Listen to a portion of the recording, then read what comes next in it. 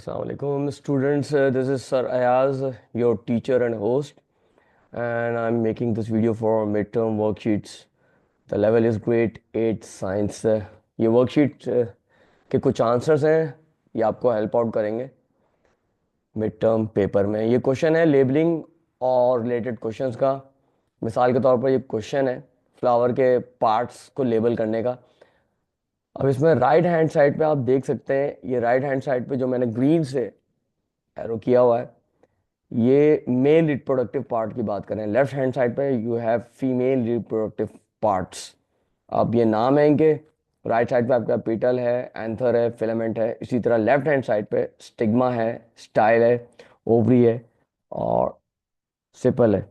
सो इस तरह आप इसको लेबल करेंगे और अगर आप लेबलिंग को देख सकते हैं, काउंट कर सकते हैं, तो 7 मार्क्स का ये क्वेश्चन बनेगा। ये दूसरा क्वेश्चन है label the different parts of an atom carbon. ये कार्बन एक एटम है, उसके पार्ट्स को लेबल करना है।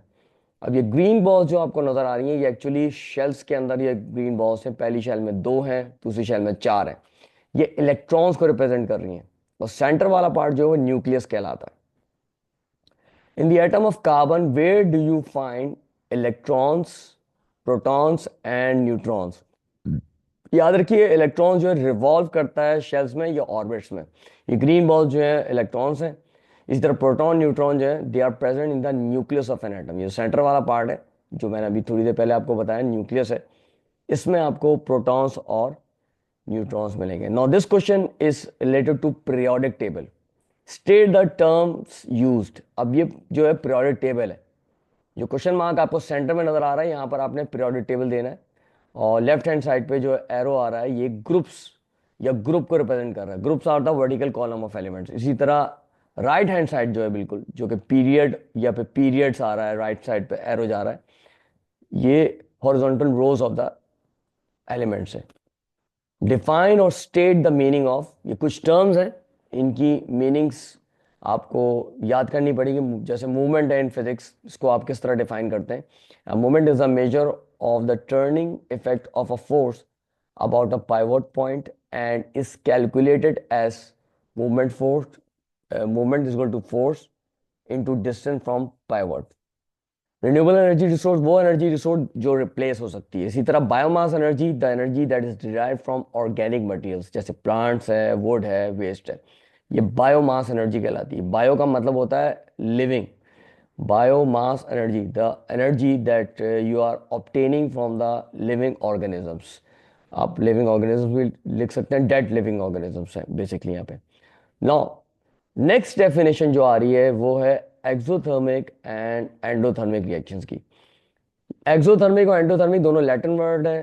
एक्सोथर्मिक का मतलब है to release, to give out energy, heat energy to the surrounding. इसी तरह एंडोथर्मिक एनर्जी वो एनर्जी है which absorbs energy from the surrounding। दूसरा जो डेफिनेशन आ रही है वो पीरियोडिक टेबल की है, arrangement of elements with increasing proton number और atomic numbers. Period horizontal rows of elements. Fertilisation when a sperm cell in a flower unites with an egg cell of same और different flower, ये process कहलाता है fertilisation. ये इसकी complete definition है। Next slide पे हम मूव करते हैं। ग्रुप्स। ग्रुप जो है वो वर्टिकल कॉलम ऑफ एलिमेंट्स हैं पीरियोडिक टेबल में। ये एक लाइन की डेफिनेशन है और यही डेफिनेशन है, इसको चेंज नहीं कीजिएगा। प्रोटॉन नंबर जो है, प्रोटॉन नंबर और एटॉमिक नंबर सेम मीनिंग है। It tells the total number of protons present in the nucleus of an atom. एक एटम के जो न्यूक्लियस में प्रोटॉन्स होते हैं उसको हम प्रोटॉन नंबर्स कहते हैं। न्यूक्लियन नंबर जो है टोटल नंबर ऑफ प्रोटॉन्स और न्यूट्रॉन्स हैं न्यूक्लियस के अंदर। पॉलिनेशन, ये प्रोसेस ऑफ पॉलिनेशन के बारे में बताना है। Pollination is the transfer of pollen from the male part of a flower anther to the female part stigma. Male part जो है वो एंथर है, फीमेल पार्ट जो है वो स्टिग्मा है। Question number 3, answer all the questions.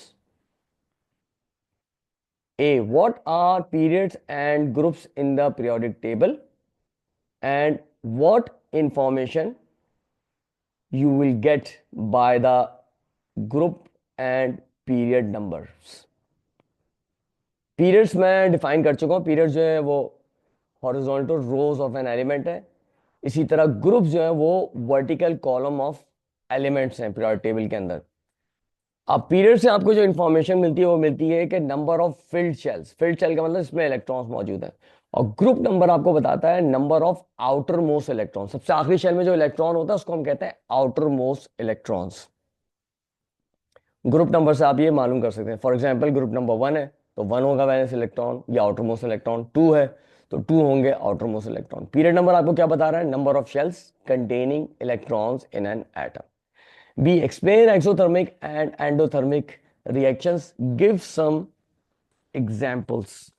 अब ये एक्सप्लेनेशन आ रही है यहां पर एक्सोथर्मिक और एंडोथर्मिक रिएक्शन के बारे में। मैंने आपको डेफिनेशन बता दी थी, एक्सप्लेनेशन में मजीद जब आप बताएंगे तो एक्सोथर्मिक रिएक्शन वो है जिसकी वजह से सराउंडिंग का टेम्परेचर जो है वो बढ़ता है। एक्सोथर्मिक रिएक्शन की वजह से सराउंडिंग का टेम्परेचर राइज करता है, जबकि एंडोथर्मिक रिएक्शन की वजह से सराउंडिंग का टेम्परेचर ड्रॉप करता है। Exothermic reaction releases energy to the surrounding which means there will be increase in temperature of the surrounding, while in endothermic reactions energy will be absorbed from the surrounding, the temperature of the surrounding will decrease in endothermic reactions। कुछ examples हैं exothermic reactions की, बहुत आसान है।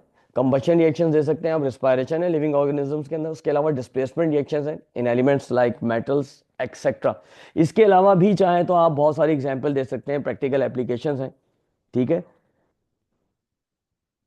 State some advantages and disadvantages of renewable energy resources. देखिए renewable energy resources के बारे में सवाल है, नॉन रिन्यूएबल एनर्जी रिसोर्सेज के बारे में भी इसी तरह सवाल आ सकता है।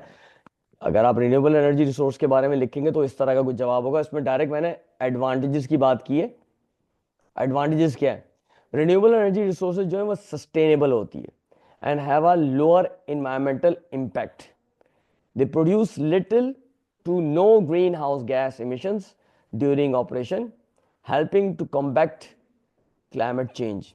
ये रिसोर्सेज जो है रिप्लेस हो सकती हैं, और यू भी लिख सकते हैं आप, it is in infinite quantity और अनलिमिटेड अमाउंट एक्सेट्रा। डिसएडवांटेज की अगर आप बात करते हैं रिन्यूएबल एनर्जी रिसोर्स की, ये ग्रीन हाउस गैसेस प्रोड्यूस करते हैं जो कि पॉल्यूटेंट्स हैं ऑन बर्निंग और कंबशन। आप गैसेस का नाम डालेंगे, डालना चाहें तो डाल सकते हैं, कार्बन डाइऑक्साइड है, मीथेन है एक्सेट्रा। कुछ रिन्यूएबल रिसोर्सेज जो हैं वो इंटरमिटेंट हैं, जैसे सोलर एंड विंड। ये डिपेंड करते हैं on whether condition. Definitely wind energy वो डिपेंड कर रही होगी वेदर कंडीशन, हवा चल रही होगी तो आपको विंड एनर्जी मिलेगी वरना नहीं मिलेगी। और इसके अलावा इनिशियल इंस्टॉलेशन कॉस्ट भी आती है इसके अंदर। Part D, explain the concept of density and how it is calculated. Your answer should include formula and units beside definition of density।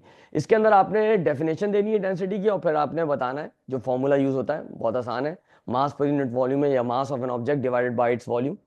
Formula क्या है? Density is equal to mass divided by formula. Typically measure करते हैं हम इसको kilograms पर cubic metre या फिर grams पर cubic centimetre. Explain photosynthesis. Your answer should include word equation and role of chlorophyll in photosynthesis.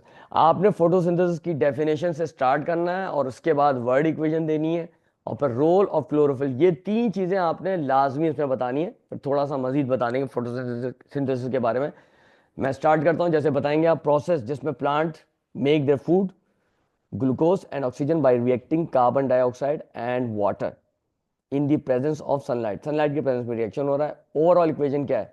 Carbon dioxide plus water, अच्छा light energy दिया हुआ है एरो के ऊपर, आप सोलर एनर्जी लिख सकते हैं, ग्लूकोज प्लस ऑक्सीजन। अब आ गया role of chlorophyll. Chlorophyll absorbs sunlight which is necessary for converting carbon dioxide and water into glucose and oxygen. Leaves are primarily responsible for photosynthesis. Photosynthesis produces glucose which provides energy and serves as a building block for growth in plants। आखिरी वाला point अगर आप चाहें तो लिख सकते हैं, अगर आप स्किप भी करते हैं तो कोई मसला नहीं, बाकी आपने तीन बातें कर ली थी। ये मल्टीपल चॉइस क्वेश्चंस का है, इसमें आपने एक स्टेटमेंट को पिक करना है, कोई एक स्टेटमेंट इसमें सही होगा। जैसे पहला सवाल है which of the following statements about movements is true.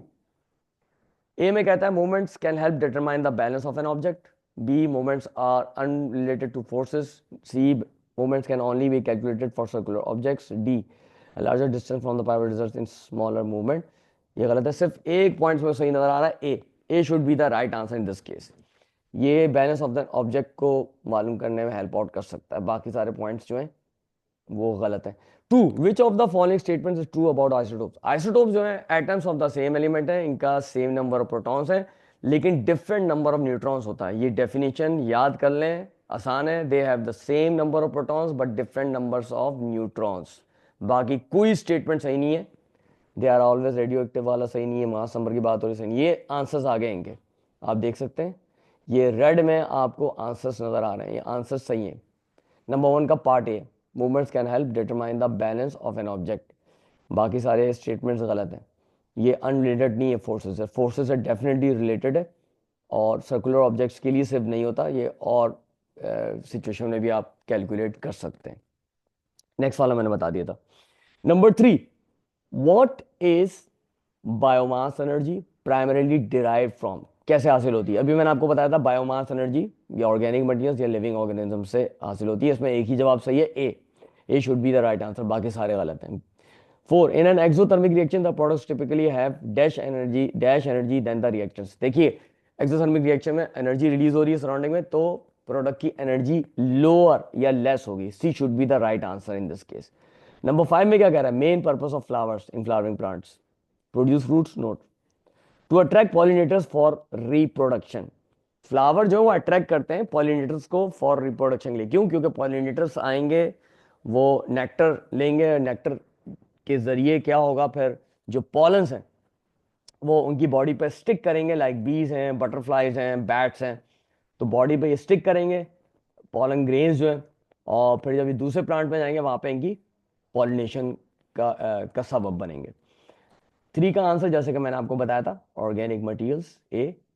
Four का आंसर मैंने आपको बताया था कि इसमें लेस होगी, products typically have less energy than the reactants, तो इसके अंदर सी जो है राइट आंसर है। फाइव मैंने क्या आपको बताया था कि to attract pollinators, D should be the right answer in this case. अच्छा भाई, नंबर सिक्स पे आ जाते हैं। Which of the following statements about energy changes in reactions is true. कौन सा स्टेटमेंट सही है?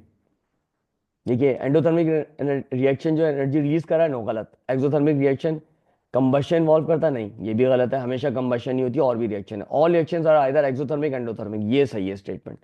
Exothermic reaction require energy input to occur, नहीं, गलत है, ये रिलीज करता है। C should be the right answer for six. Seven, role of the ovule in a flower. Ovule का रोल क्या है? डेवलप करता है सीड में आफ्टर फर्टिलाइजेशन, यही आंसर सही होगा, A. Eight, in flowering plant what is the outcome of successful fertilisation? Formation of a fruit. Fruit की फॉर्मेशन है सक्सेसफुल, अगर फर्टिलाइजेशन हो गई है तो फ्रूट फॉर्म होगा। अगर सक्सेसफुल नहीं होगी फर्टिलाइजेशन तो फ्रूट कभी भी फॉर्म नहीं होगा। प्रोडक्शन ऑफ लीव्स, ये गलत है। फोटोसिंथेसिस भी नहीं है इसका काम फ्लावरिंग सक्सेसफुल फर्टिलाइजेशन के बाद। तो आंसर्स देख लेते हैं हम। नंबर सिक्स का आंसर देखिएगा, सी होना चाहिए सही आंसर इसका। All reactions are either exothermic और एंडोथर्मिक। सेवन का आंसर देख लेते हैं।